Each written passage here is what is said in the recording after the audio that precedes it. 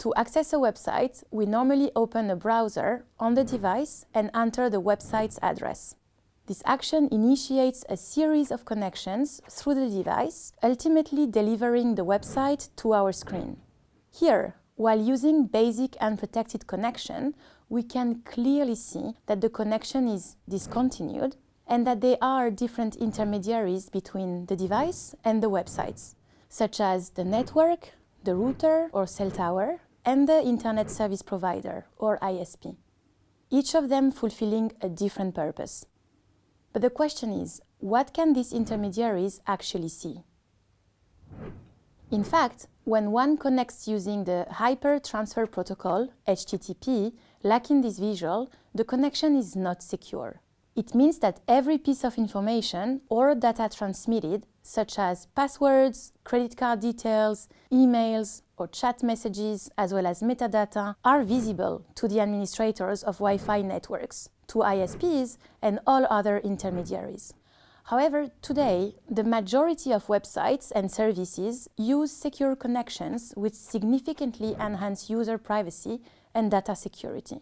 Such connection is established by using Hypertext Transfer Protocol Secure, HTTPS, which you can see on the visual through the continued line. When using HTTPS, the intermediaries between our device and a website can only see metadata.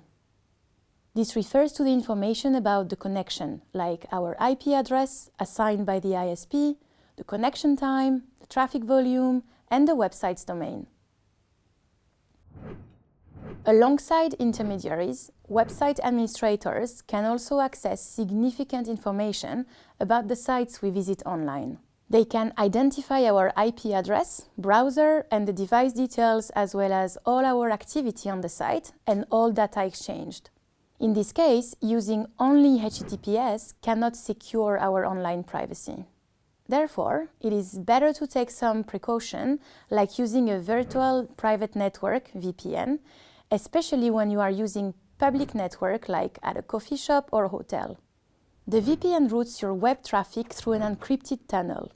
Then, the traffic leaves the VPN to its ultimate destination, hiding your original IP address to all intermediaries in between.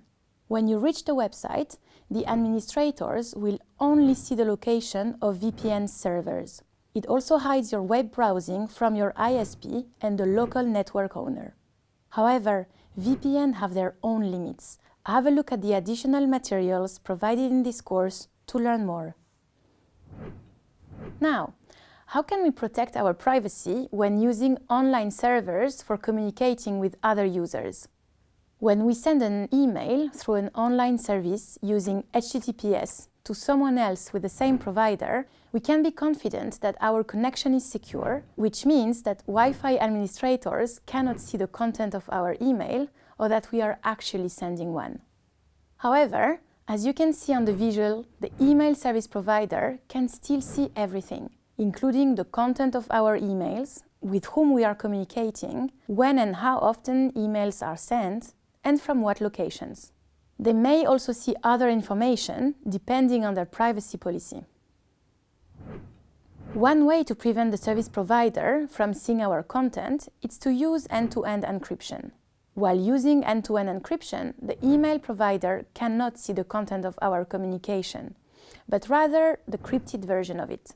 Only the recipient will be able to decrypt the encrypted email, here visualized by the icons representing keys.